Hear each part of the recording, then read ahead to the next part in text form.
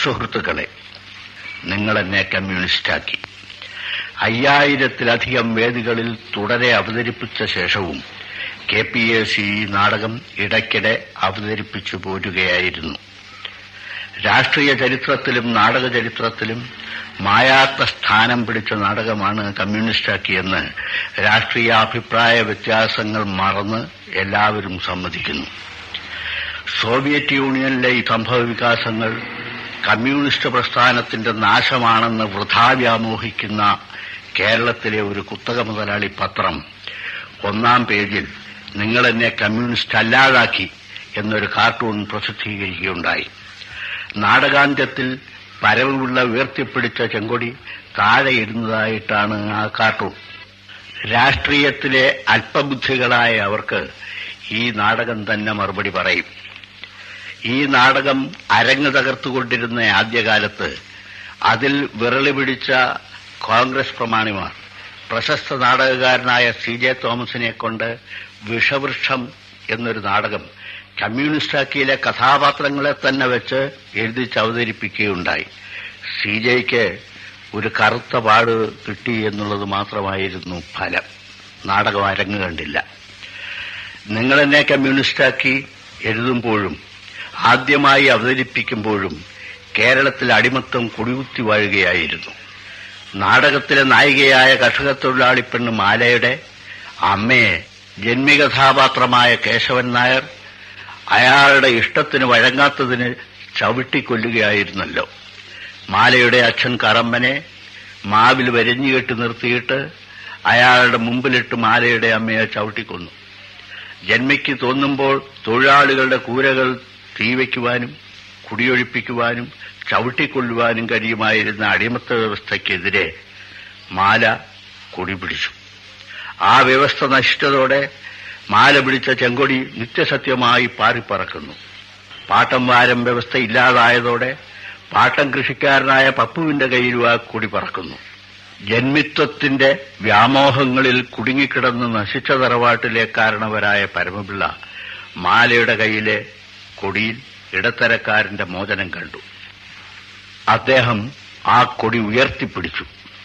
ക്രെംലിന്റെ മുകളിലെ കൊടി താൽക്കാലികമായിട്ടെങ്കിലും താണുവെങ്കിലും പരമപിള്ളയുടെയും മാലയുടെയും കയ്യിലെ ചെങ്കൊടി അവർ ലക്ഷ്യം നേടിയതുകൊണ്ട് മങ്ങലേൽക്കാതെ എന്നുമെന്നും പാറിപ്പറക്കും.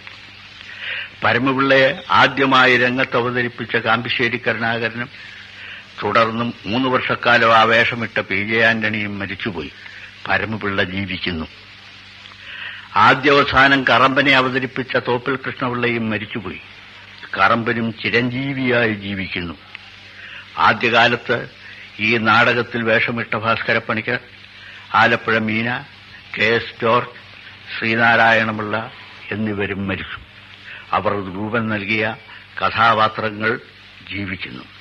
ഈ നാടകത്തിൽ അഭിനയിച്ച മരിച്ചുപോയ സുഹൃത്തുക്കളുടെ ഓർമ്മയ്ക്ക് മുമ്പിൽ ശിരസ് കുനിച്ച് ചരിത്ര സത്യമായ നിങ്ങളെന്നെ കമ്മ്യൂണിസ്റ്റാക്കി ഒരു വട്ടം കൂടി അവതരിപ്പിക്കട്ടെ.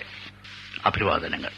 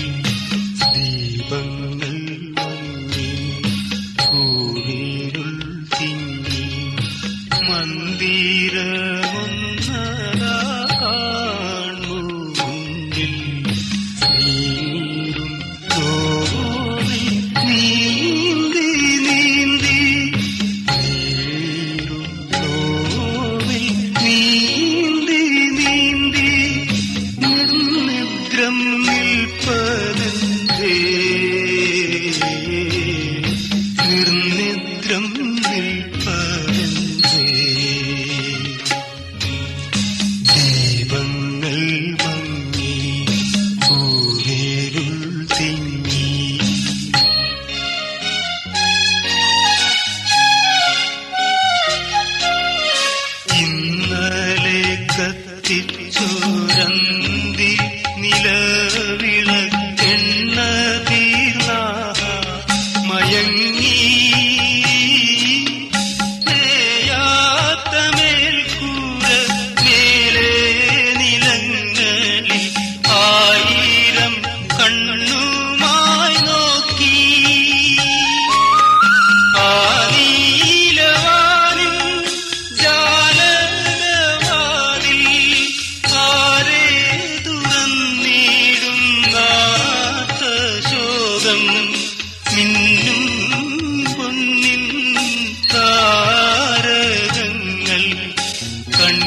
നീ